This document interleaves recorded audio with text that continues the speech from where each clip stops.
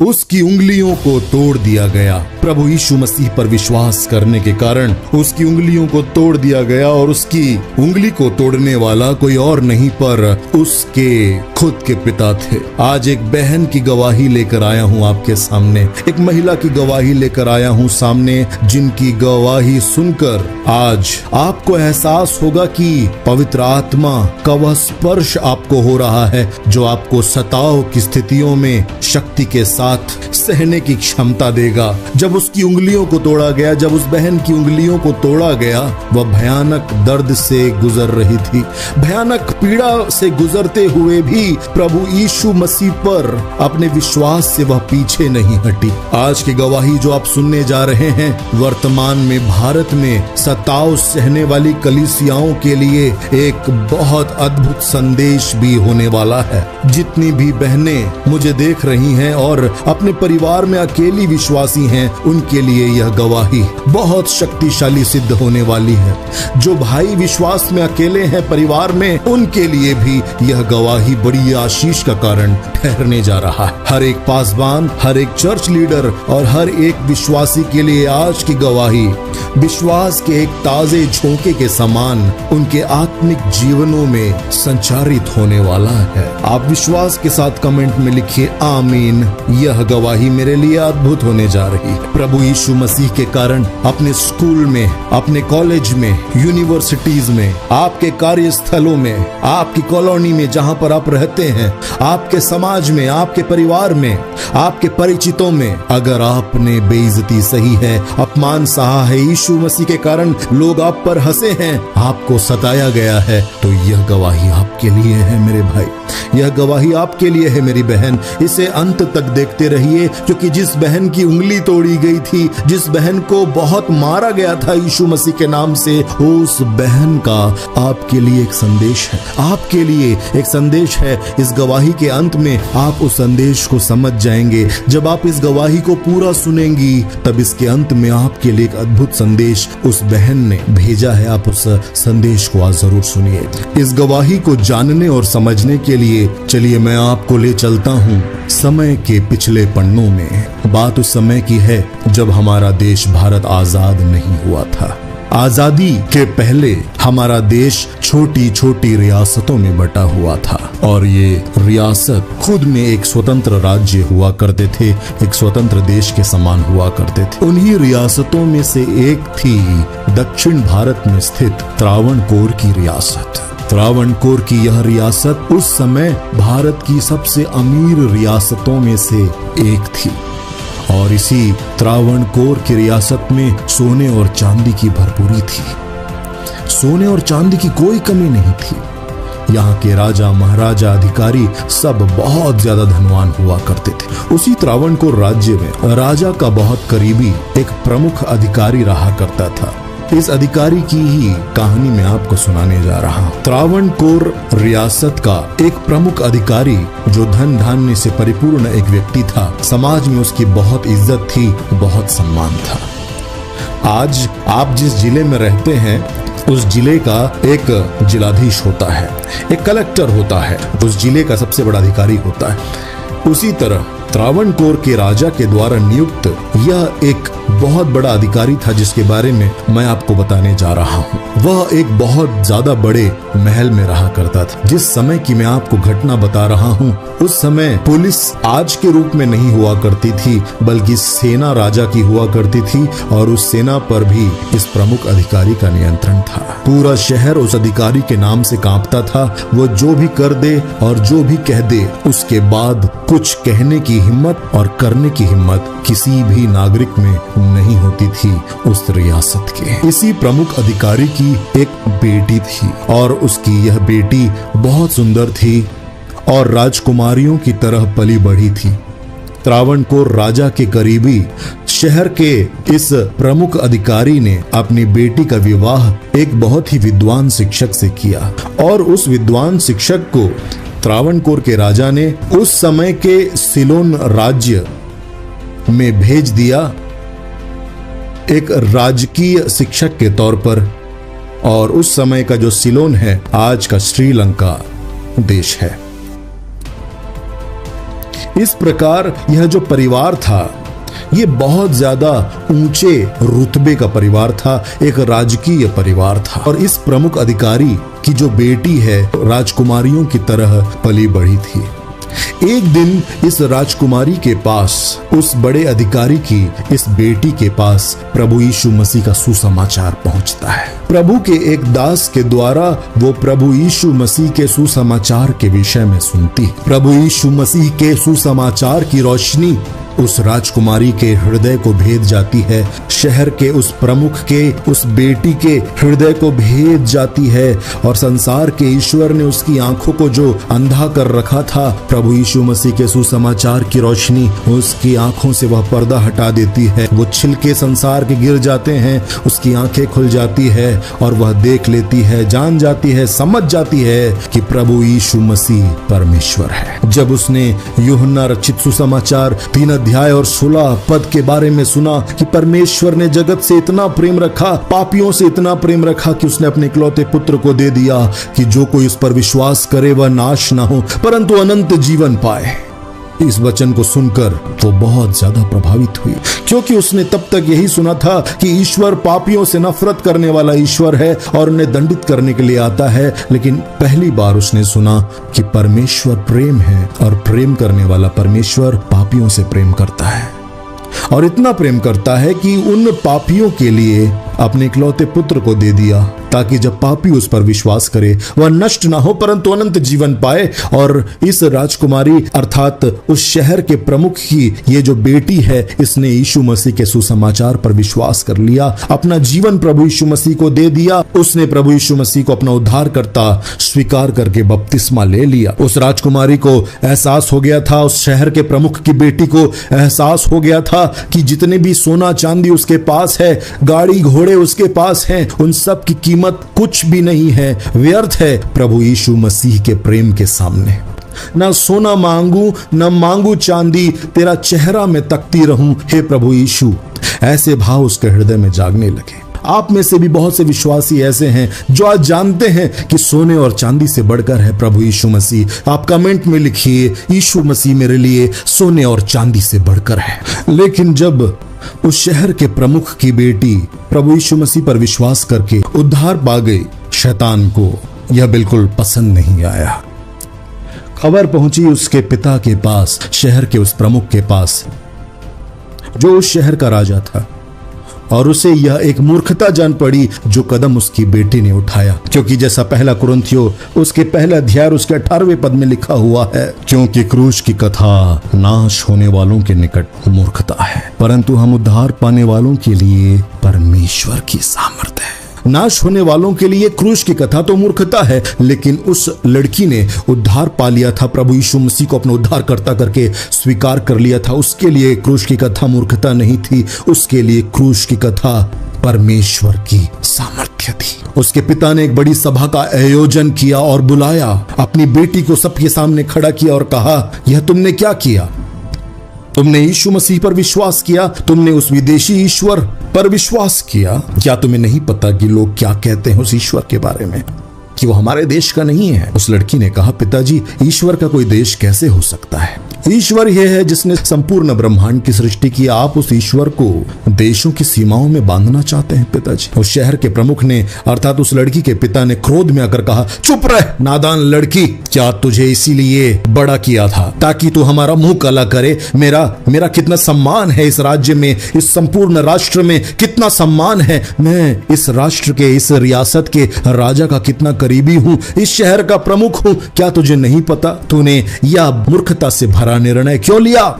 लेकिन उसकी बेटी प्रभु यीशु मसीह के प्रेम के विषय में बोलती रही, परमेश्वर के प्रेम के विषय में कहती रही। क्रोध में आकर शहर के प्रमुख ने उस पास्टर को, उस प्रभु के उस दास को, जिसने शहर के प्रमुख की बेटी को प्रभु यीशु मसीह का सुसमाचार सुनाया था और बपतिस्मा दिया था, उस प्रभु के दास को इतना मरवाया कि वह मर गया। इतना मारा अपने सैनिकों के द्वारा कि 5 दिन बाद उस प्रभु के दास की मृत्यु हो गई।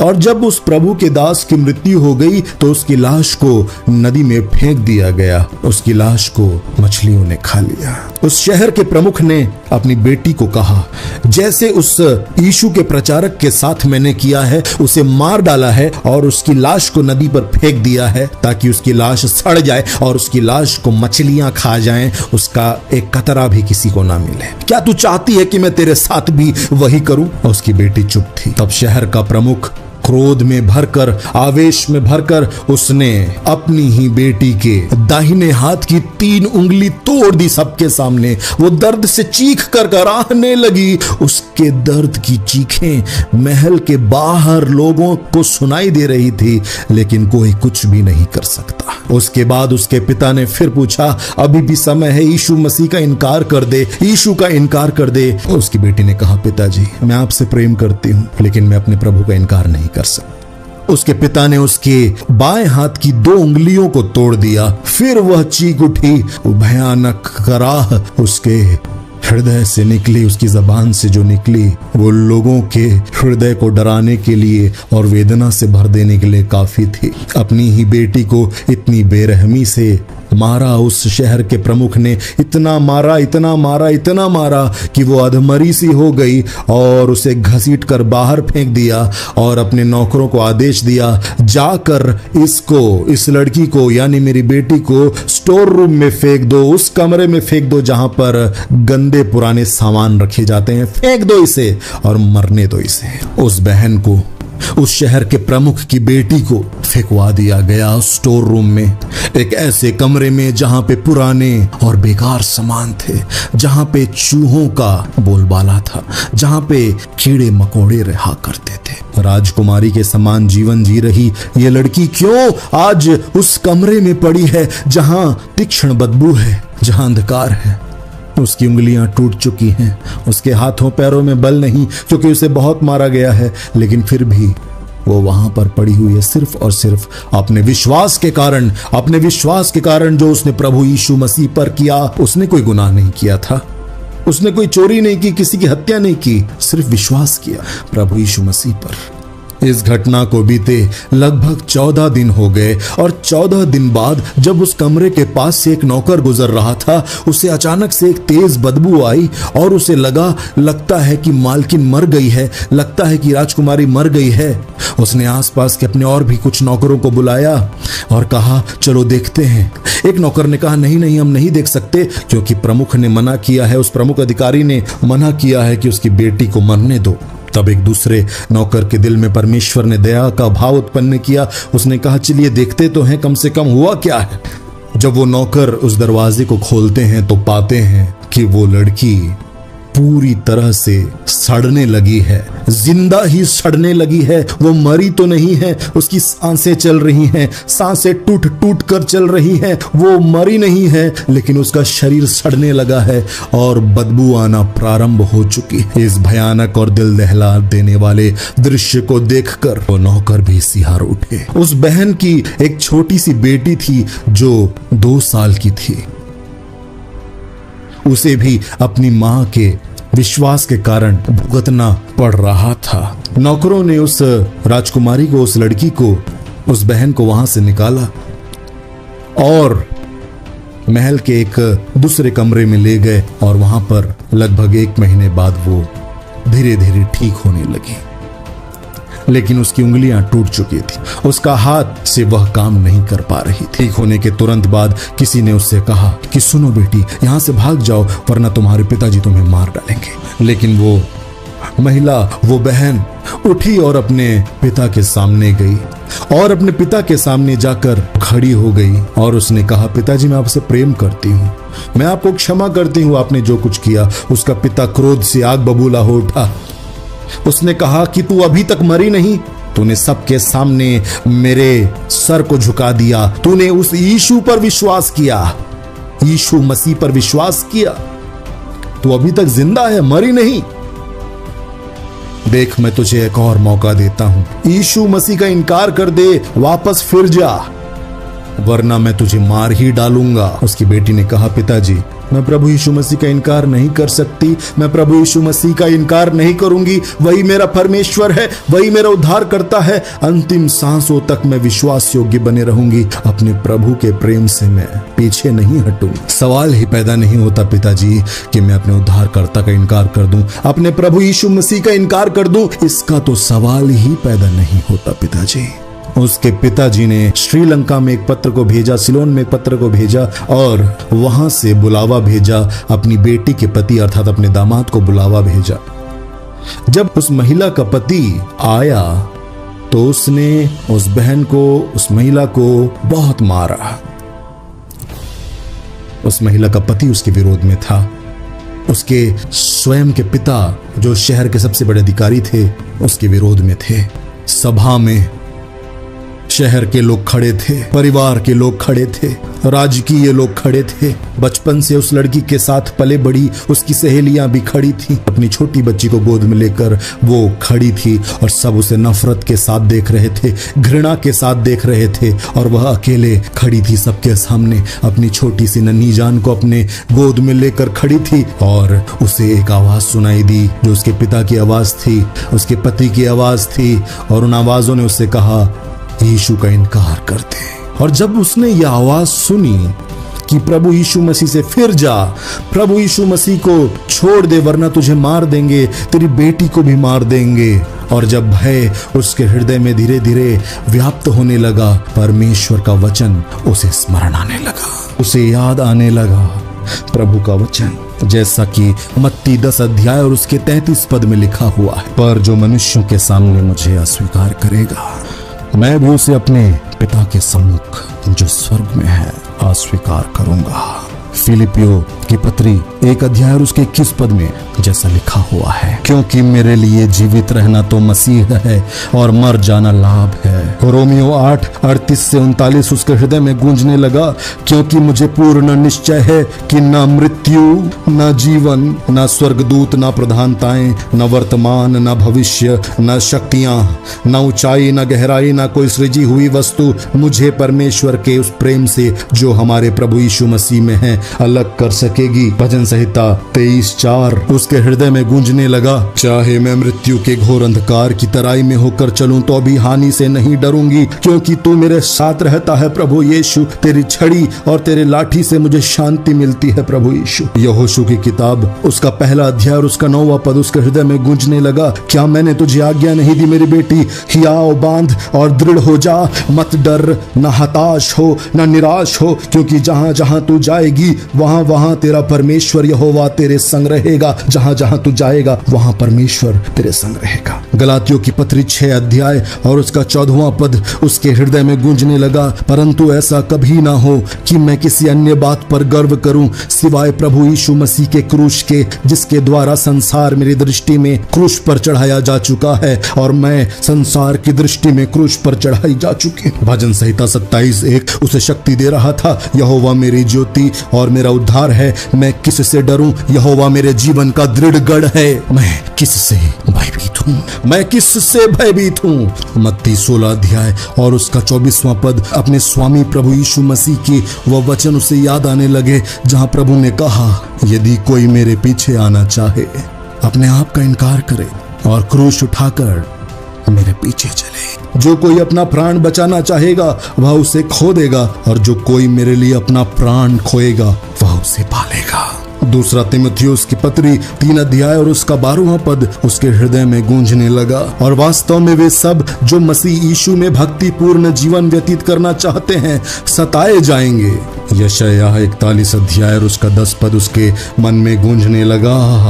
पवित्र आत्मा उसके भीतर इन वचनों को स्मरण दिलाने लगा, मत डर क्योंकि मैं तेरे संग हूँ, इधर उधर मत ताक क्योंकि मैं तेरा परमेश्वर हूँ, मैं तुझे दृढ़ करूंगा और निश्चय ही तेरी सहायता करूंगा, अपने धर्ममय दाहिने हाथ से मैं तुझे संभाले रहूंगा।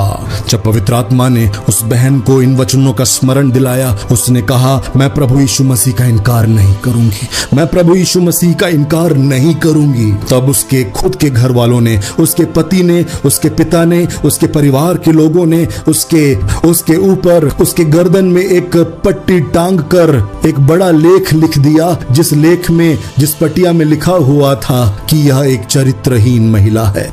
उस महिला के, उस बहन के गर्दन पर एक आरोप पत्र, एक झूठा आरोप पत्र लिख दिया गया। उसे बेइज्जत और अपमानित करने के लिए प्रभु यीशु मसीह पर उसके विश्वास के कारण उसका यह अपमान हो रहा था। उसकी बेटी के ऊपर, उसके ऊपर लोग थूक रहे थे और उसके गले में, उसके ऊपर एक तख्ती टांग दी गई और उस तख्ती में लिखा हुआ था, उस बोर्ड में, उस कागज में लिखा हुआ था, यह महिला एक चरित्रहीन महिला है।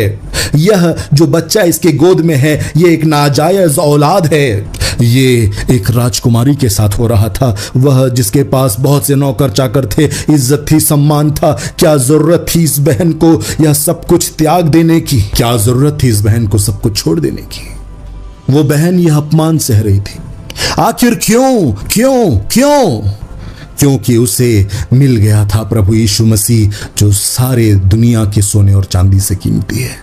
और उसके पिता और उसके पति ने ढिंढोरा पीटने वालों को बुलाया और ढिंढोरा पीटकर पूरे शहर में उसे बेइज्जत करके घुमाया गया। 10 किलोमीटर तक उसे अपमानित करके घुमाया गया। लोगों के सामने उसे बेइज्जत किया गया, उसके चरित्र की धज्जियां उड़ा दी गई और उसे अपमानित कर दिया गया। उसकी आंखों से आंसू बह रहे थे, लेकिन वो याद कर रही थी कि उसके प्रभु यीशु मसीह के साथ भी तो यही हुआ।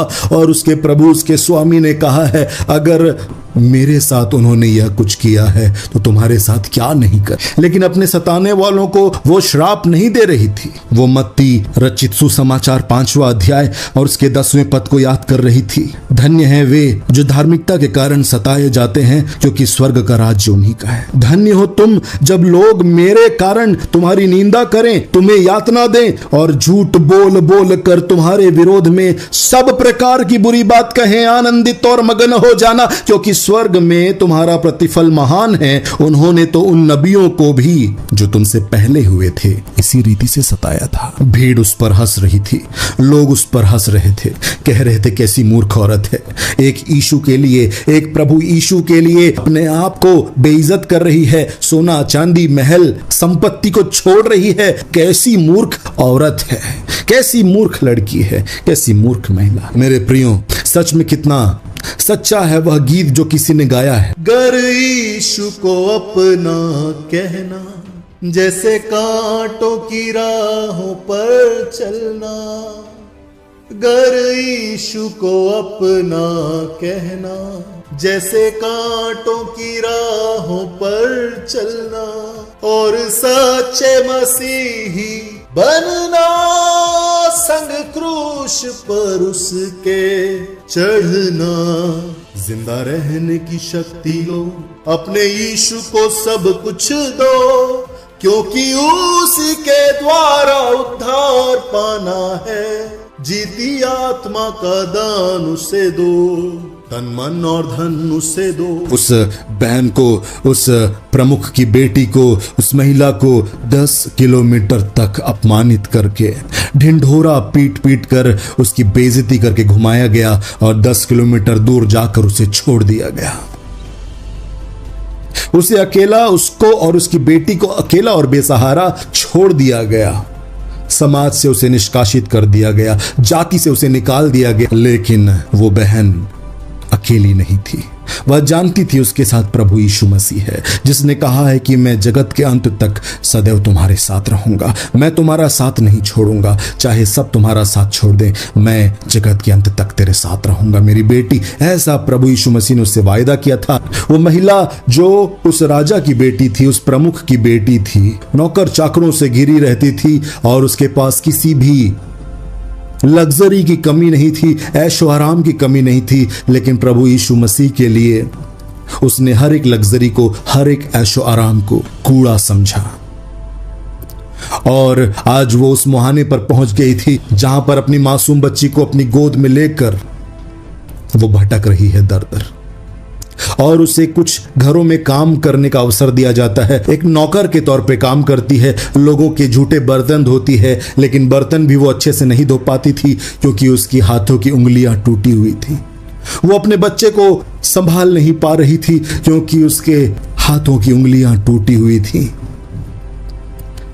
टूटी हुई उंगलियों से टूटे हुए अपने शरीर, वेदना से भरे हुए अपने हृदय के साथ वह लोगों के घर में जाकर उनके झूठे बर्तन धोने लगी, उनके घर की साफ सफाई करने लगी और अलग अलग लोगों के घर में जाके नौकरों के समान कार्य करने लगी, सिर्फ अपनी बेटी का पालन पोषण करने के लिए, कहीं वो नन्ही सी जान भूखी मर न जाए। इब्रानियों की किताब 11 अध्याय और उसके 24 से 26 में अगर आप पढ़ें, वहां लिखा हुआ है, विश्वास ही से मूसा ने बड़े हो जाने पर फिरौन की बेटी का पुत्र कहलाना अस्वीकार कर दिया। उसने पाप के क्षणिक सुख भोगने की अपेक्षा परमेश्वर की प्रजा के साथ दुख भोगना ही अच्छा समझा। उस बहन ने भी पाप में और झूठ में, अंधकार में रहने से बेहतर उस रोशनी के करीब आना सही समझा जो परमेश्वर ने प्रभु यीशु मसीह के सुसमाचार के द्वारा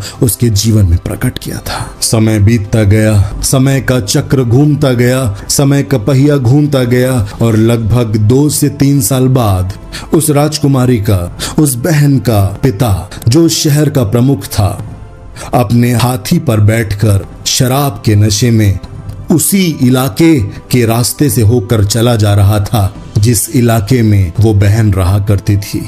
उस बहन के पिता यानी उस शहर के प्रमुख को पता नहीं था कि जिस लड़की को, जिस बेटी को उसने निकाल बाहर किया है, वो इन्हीं इलाकों में रहती है। वो तो शराब के नशे में धुत था। चूंकि ये उस पुराने जमाने की बात बता रहा हूं, मैं आपको आजादी से पहले की घटना बता रहा हूं, तो उस समय जो राजा महाराजा हुआ करते थे दक्षिण भारत में खासकर, वे हाथी के ऊपर बैठकर चला करते थे।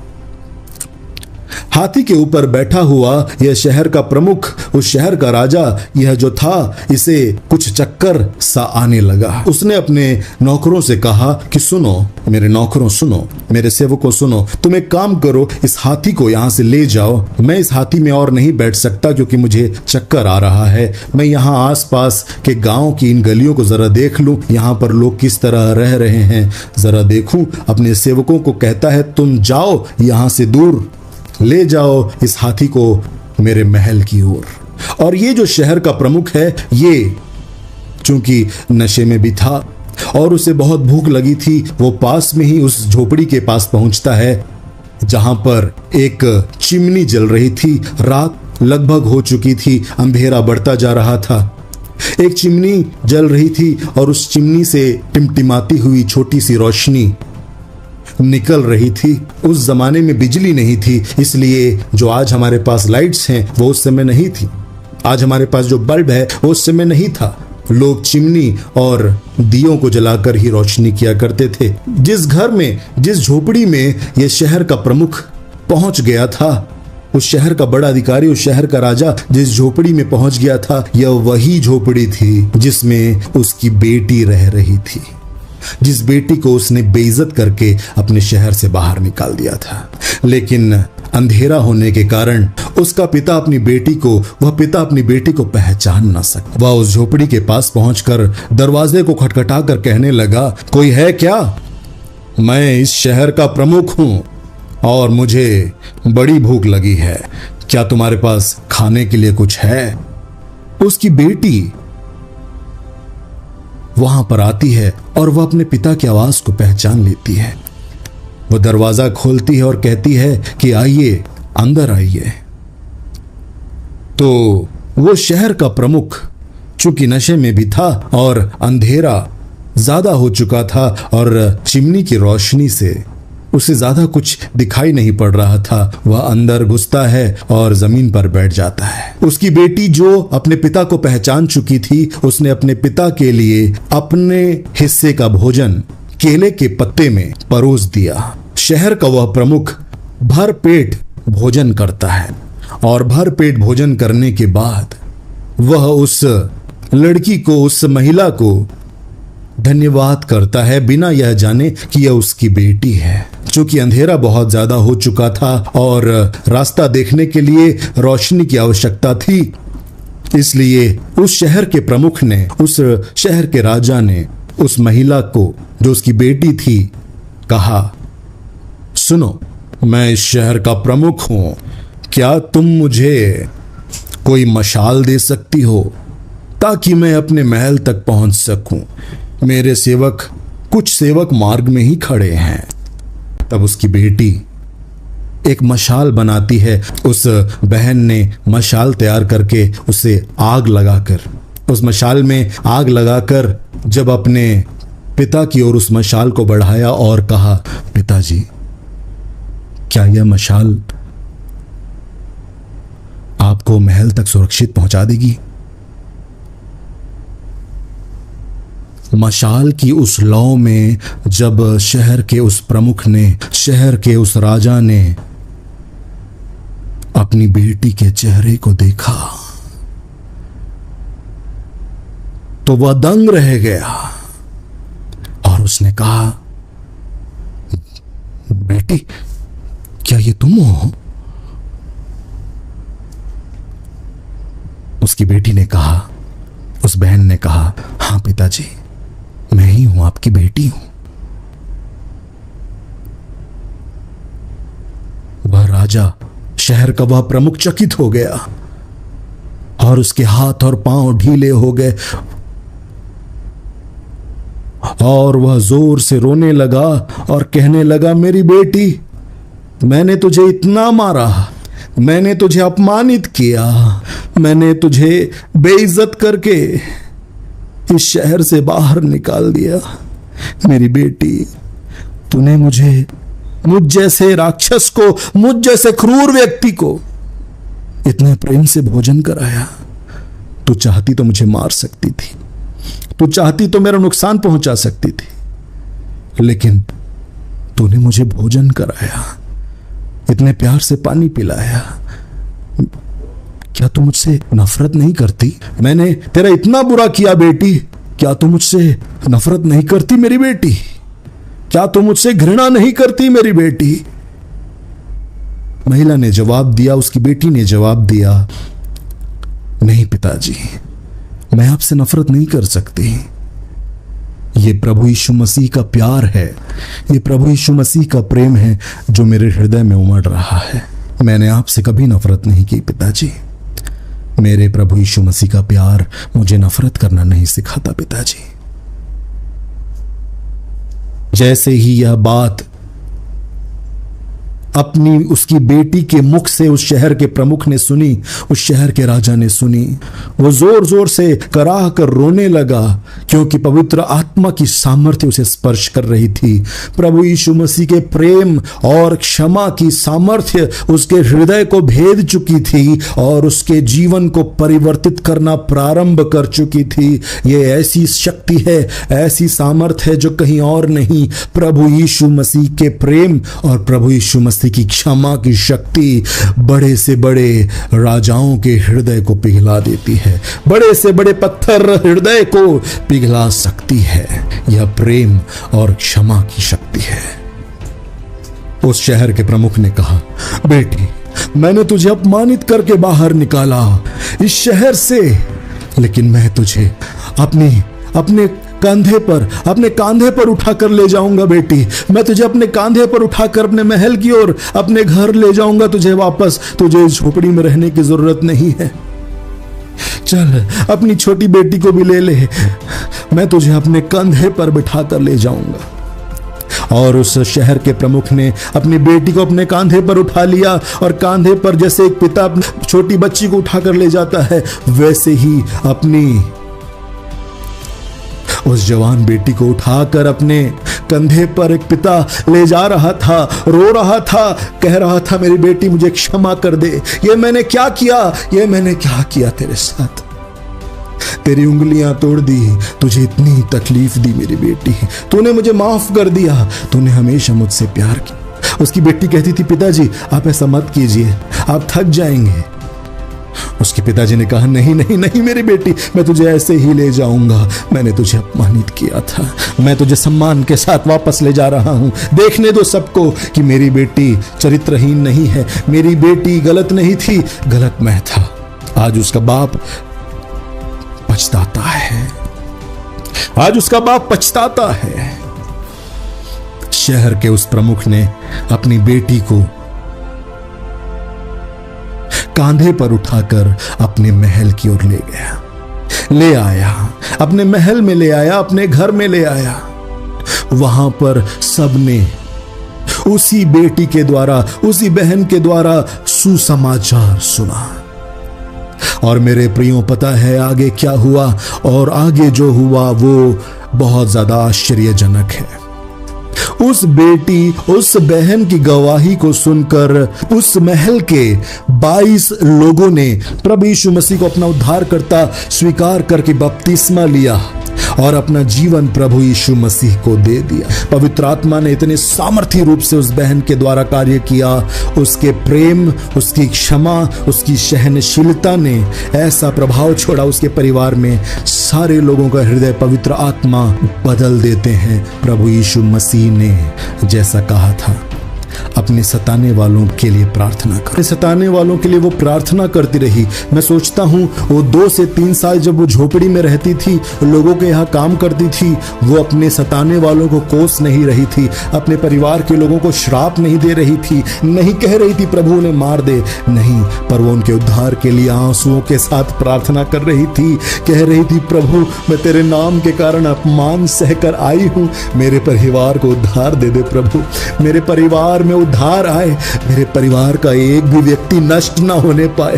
प्रभु यीशु मेरे परिवार को बचा ले, मेरे परिवार में उद्धार आए, मेरे पिता के जीवन में उद्धार आए, मेरे पति के जीवन में उद्धार आए, मेरे खानदान में उद्धार आए। प्रभु ऐसा करके वो 2 साल वो प्रार्थना कर रही थी और उसी प्रार्थना का परिणाम था मेरे प्रियो, जो उसके परिवार से 22 लोगों ने यीशु को उद्धार करता जानकर ग्रहण कर लिया।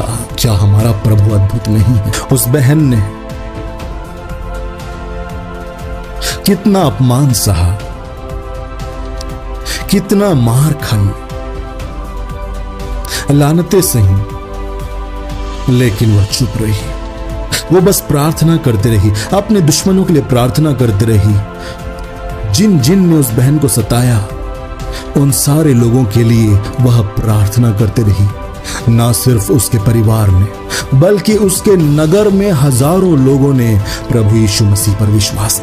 जब उस महिला, जब उस बहन की जो छोटी बेटी थी, जिसकी आयु उस समय 4 वर्ष की थी, वह छोटी बच्ची जब बड़ी होती है तो उसकी जो संतानें उत्पन्न होती हैं, वो प्रभु यीशु मसीह के सामर्थी दासों के रूप में भारत के अलग अलग हिस्सों में सेवा करते हैं।